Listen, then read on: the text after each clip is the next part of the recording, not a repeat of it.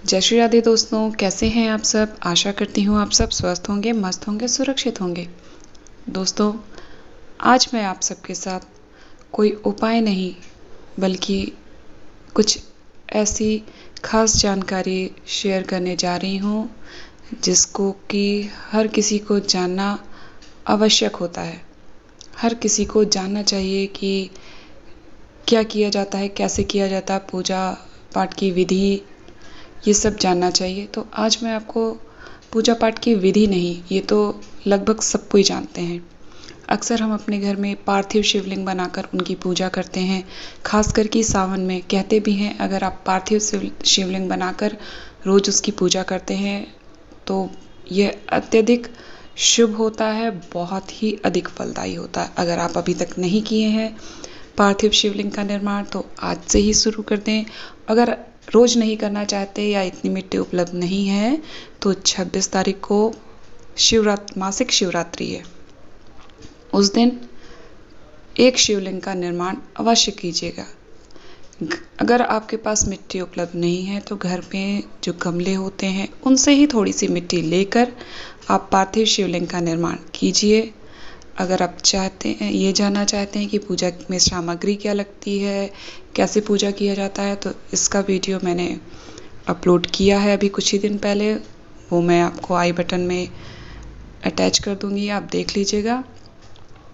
उन सब सामग्रियों के साथ 26 तारीख को आपको पार्थिव शिवलिंग बनाकर पूजा अवश्य करनी चाहिए। ये बहुत ही शुभ फलदायी होता है। अपने हाथ से बनाए गए शंकर जी की पूजा, दोस्तों आप यकीन मानिए आपकी जो भी परेशानी है सब दूर होगी। अगर आप बहुत बीमार हैं, धन की प्रॉब्लम है, विवाह की प्रॉब्लम है, कोई भी प्रॉब्लम, आपको कहने की भी ज़रूरत नहीं होगी।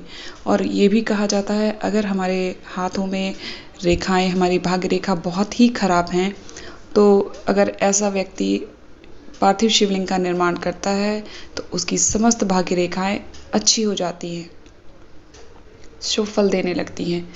इसलिए हमको हमेशा चाहिए कि महीने में एक बार तो पार्थिव शिवलिंग का निर्माण शिवरात्रि के दिन अवश्य करें और उनकी ही पूजा करें।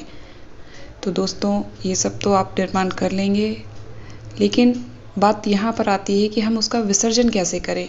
शहरों में अक्सर नदियाँ नहीं मिलती, तालाब भी नहीं मिलते, कुएं नहीं होते, तो हम विसर्जन कहाँ करें।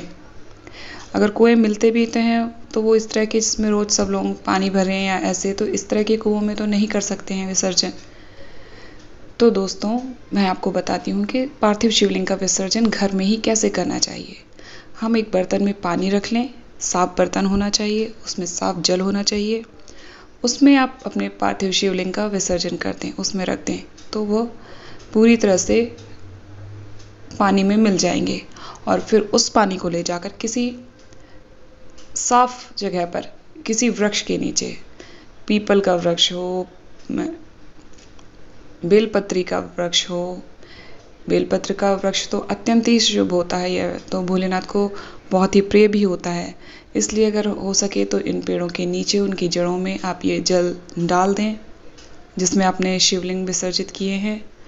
दोस्तों, इससे आपको भी शुभ फल मिलेगा और उस पेड़ में भी और शक्ति आएगी। जो उस पेड़ के नीचे बैठेगा उसको आशीर्वाद प्राप्त होगा, उसकी सारी समस्याएं दूर होंगी।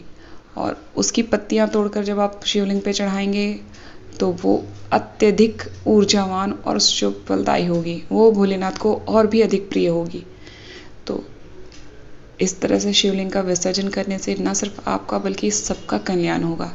इसलिए आप इस तरह से ही विसर्जन करें। और हाँ, जब आप पार्थिव शिवलिंग बनाते हैं तो एक चीज़ का ध्यान रखें, अगर ये सारी चीज़ें उपलब्ध हों तो आप उस मिट्टी में ये सब मिलाएं।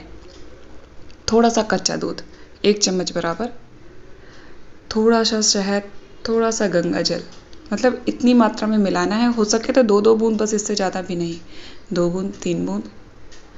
थोड़ी सी घी मिलाने से मिट्टी चिकनी हो जाती है, अच्छे से बनते हैं शिवलिंग।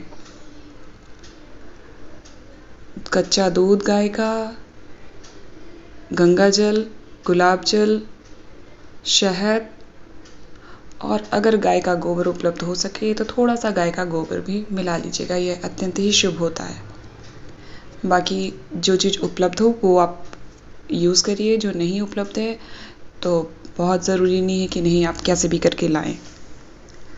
उम्मीद करती हूँ दोस्तों ये वीडियो आपको समझ में आया होगा, पसंद आया होगा, क्योंकि इस समय हर कोई इस चीज़ को लेकर इस समस्या से परेशान है कि पार्थिव शिवलिंग बना तो लेंगे लेकिन उनका विसर्जन कहाँ करेंगे। तो आप इस तरह से विसर्जन करिएगा, इससे आपको भी शुभ फल प्राप्त होंगे और उस पेड़ को भी, वो पेड़ भी फले फूलेगा और उसकी पत्तियाँ यूज़ करने वाले भी शुभ फल प्राप्त करेंगे और उस पेड़ के नीचे बैठने वाला भी शुभ फल प्राप्त करेगा। तो हम सिर्फ अपना नहीं बल्कि समाज का भी कल्याण कर सकेंगे। तो दोस्तों मिलते हैं नेक्स्ट वीडियो में एक नए उपाय के साथ। तब तक आप सब हंसते रहिए, मुस्कुराते रहिए, खुश रहिए। जय श्री राधे, हर हर महादेव।